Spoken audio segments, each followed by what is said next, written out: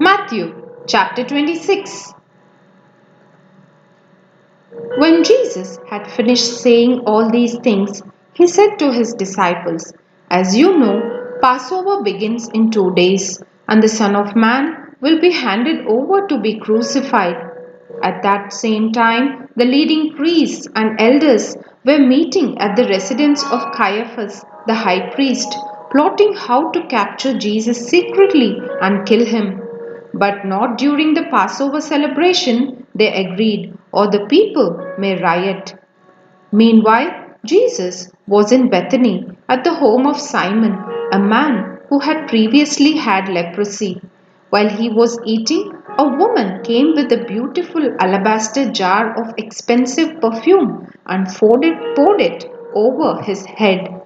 The disciples were indignant when they saw this. "What a waste," they said. "It could have been sold for a high price and the money given to the poor." But Jesus, aware of this, replied, "Why criticize this woman for doing such a good thing to me? You will always have the poor among you, but you will not always have me. She has poured this perfume on me to prepare my body for burial.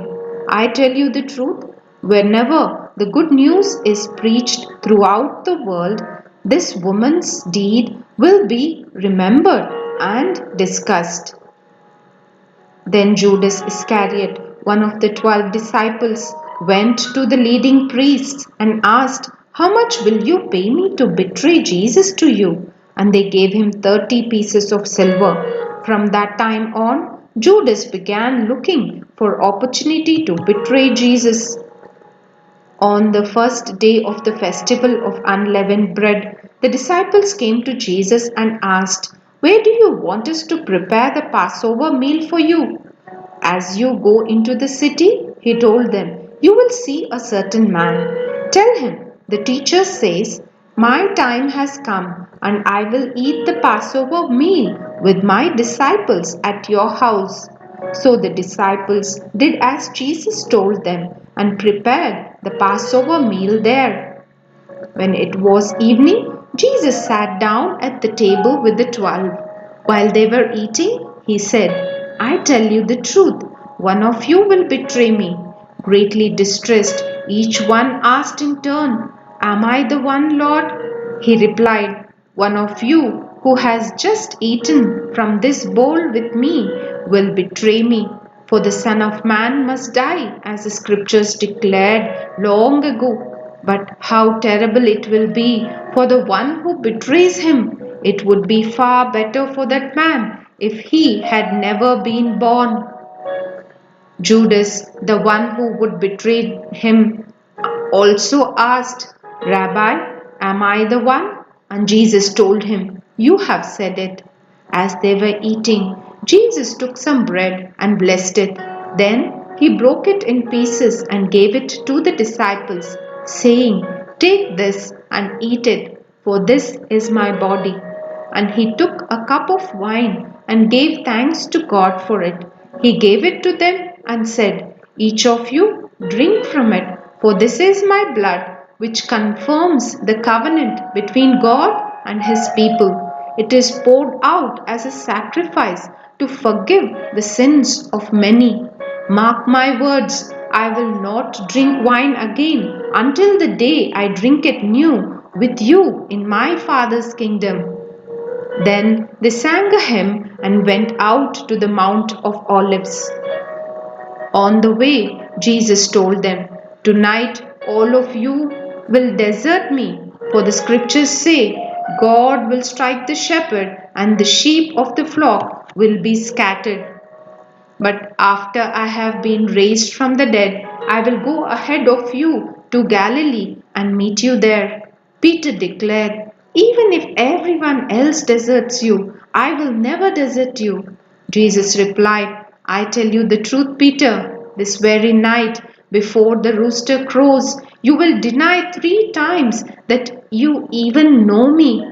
No, Peter insisted. Even if I have to die with you, I will never deny you. And all the other disciples vowed the same. Then Jesus went with them to the olive grove called Gethsemane, and he said, sit here while I go over there to pray. He took Peter and Zebedee's 2 sons, James and John, and he became anguished and distressed. He told them, my soul is crushed with grief to the point of death. Stay here and keep watch with me.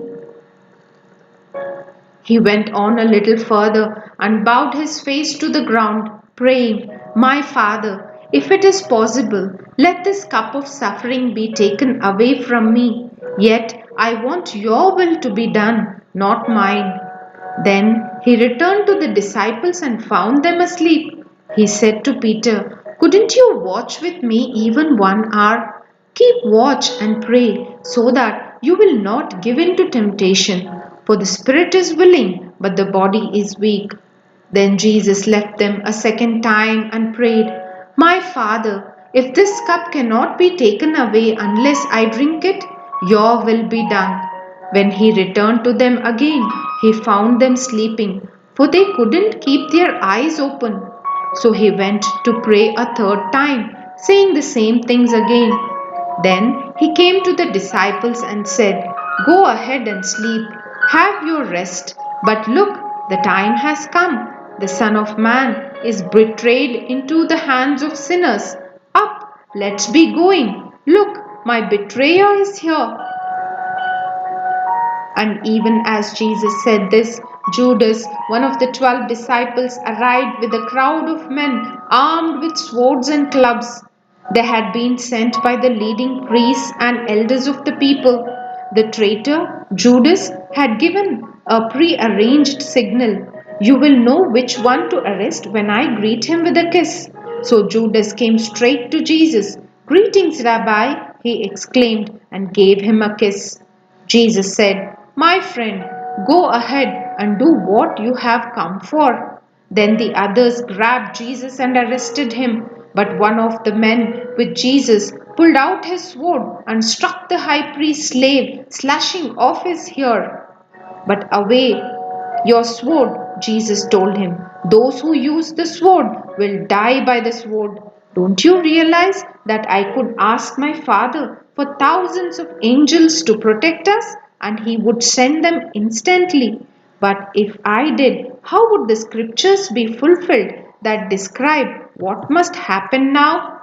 Then Jesus said to the crowd, am I some dangerous revolutionary that you come with swords and clubs to arrest me?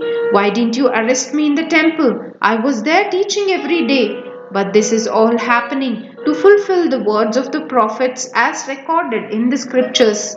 At that point, all the disciples deserted him and fled.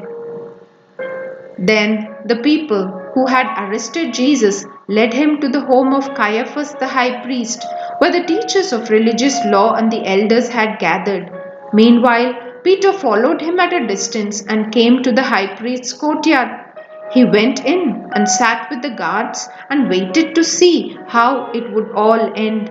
Inside, the leading priests and the entire high council were trying to find witnesses who would lie about Jesus so they could put him to death. But even though they found many who agreed to give false witness, they could not use anyone's testimony. Finally, 2 men came forward who declared, this man said, I am able to destroy the temple of God and rebuild it in 3 days. Then the high priest stood up and said to Jesus, well, aren't you going to answer these charges? What do you have to say for yourself?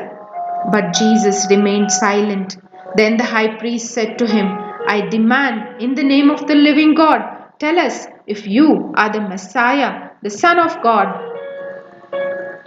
Jesus replied, you have said it. And in the future, you will see the Son of Man seated in the place of power at God's right hand and coming on the clouds of heaven. Then the high priest tore his clothing to show his horror and said, Blasphemy! Why do we need other witnesses? You have all heard this blasphemy. What is your verdict? Guilty, they shouted. He deserves to die. Then they began to spit in Jesus' face and beat him with their fists, and some slapped him, jeering, Prophesy to us, you Messiah! Who hit you that time? Meanwhile, Peter was sitting outside in the courtyard. A servant girl came over and said to him, You were one of those with Jesus, the Galilean.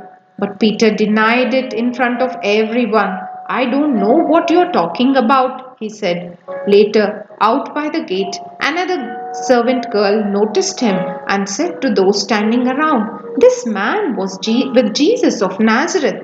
Again, Peter denied it, this time with an oath. I don't even know the man, he said.